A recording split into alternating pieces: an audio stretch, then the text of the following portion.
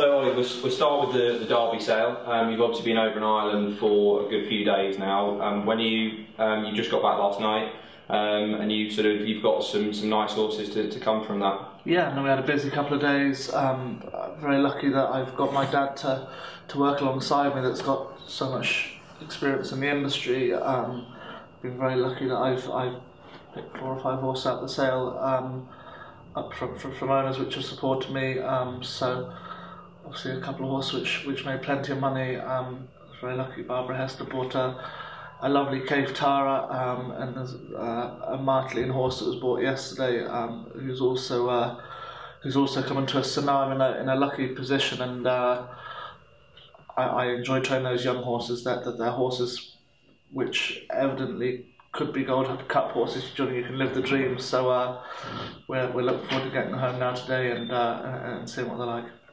And your dad actually bought a £365,000 record buy at the sales, and it's half brother to Altior. Where will he likely go? Is he likely to come home here, or is he potentially going elsewhere? Yeah, it'd be nice, but no, he was bought on behalf of Mr. John Magna, and I would imagine, listen, it's only my opinion, but I'd imagine with Nicky Anderson having trained Altior, and they've had plenty of awesome training there, I'd imagine that's where he'll go. But tell the God's honest truth, I haven't a clue. But he looked a lovely horse, and he obviously has a hefty price tag. But yeah, he looked a beauty in the ring.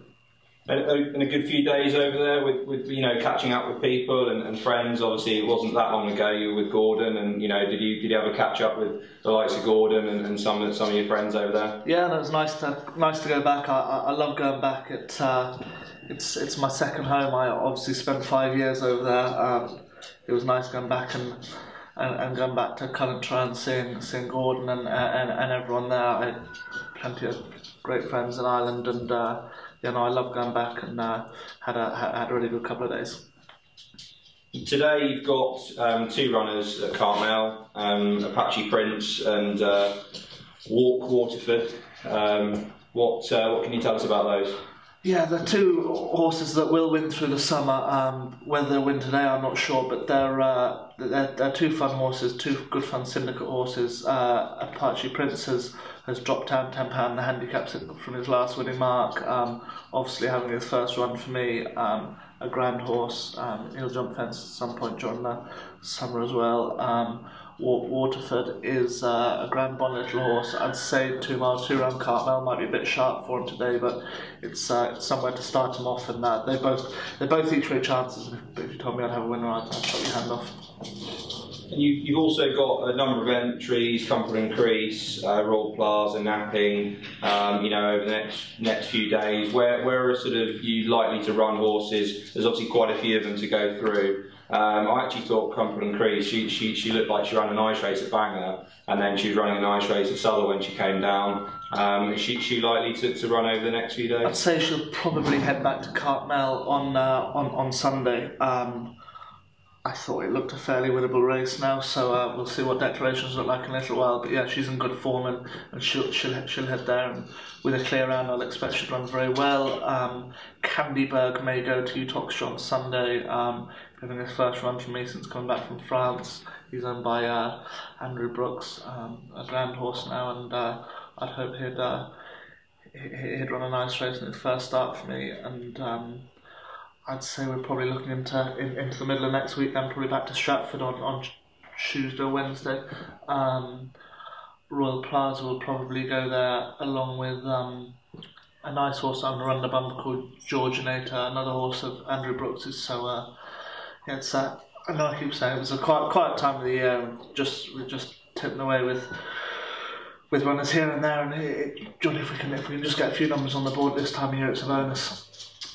Obviously, last time we were here, I think Yenser was either running that day or the day after, and he was an impressive winner at Stratford, and beat some nice horses as well. So you must be pleased with his progress. Yeah, he's tough. So he is. He won in Stratford last week.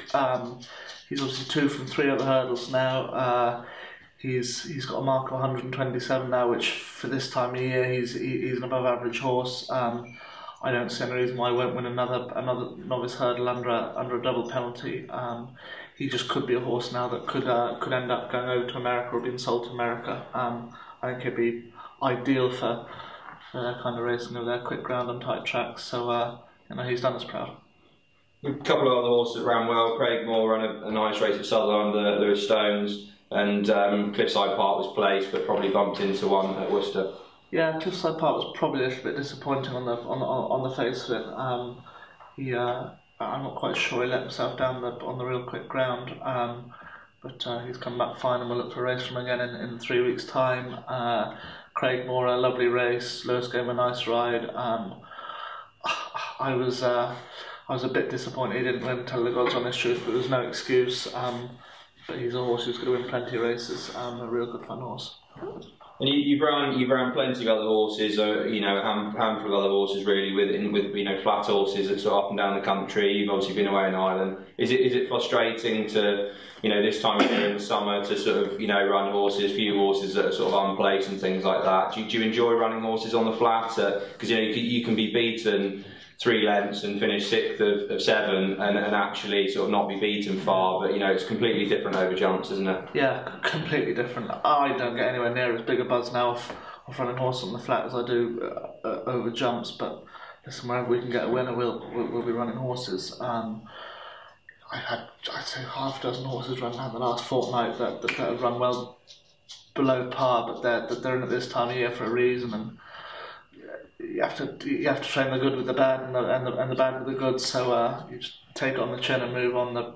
We've had a grand start to the season with 9 jumps winners and a couple of flat winners. So unfortunately, we're always going to have a few horses running bad, whoever you are.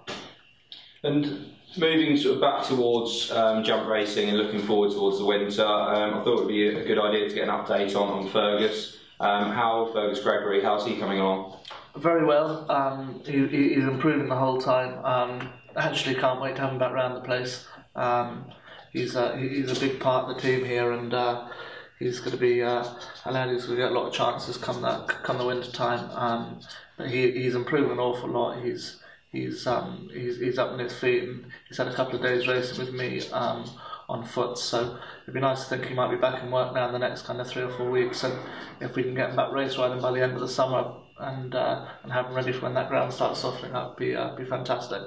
And he's probably sat at home thinking he's missing out on a lot, but really this time of year, if you were to get injured at any time of year, it's the time to miss, really, isn't it? So he hasn't missed a huge amount for you. No, not really, no. But listen, these young lads, same as me, they're enthusiastic and they're keen, and you don't like being sat on the sofa watching everyone else riding winners or training winners if you can be out home runners or rides yourself. And he's no different. But we'll get back riding as soon as he's fit and healthy again, and he'll get plenty of opportunities again. I'm sure he'll be riding loads of winners for me during the winter time.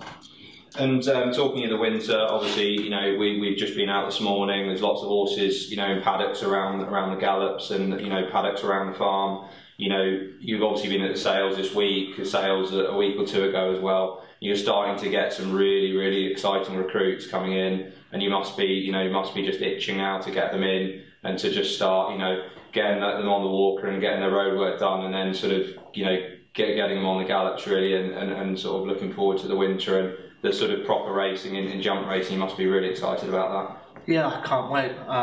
Obviously, we're only a year into training, and I've been very lucky that some owners have supported me very well now in the last few months buying nice horses, and I have some lovely bump horse, some lovely horses to go jumping hurdles with for next season, and listen, we're going to start getting them in now in the next 10 days or a fortnight, and I can't wait. It's what gets you out of bed in the morning. You get out of bed 15 minutes earlier when you look at the board and see what horse you've got to bring in, and I'm in a lucky position, and I'm going to try and grab the opportunity with both hands, and we'll try and train as many winners as possible, and hopefully we'll be in that winners enclosure on a Saturday as well.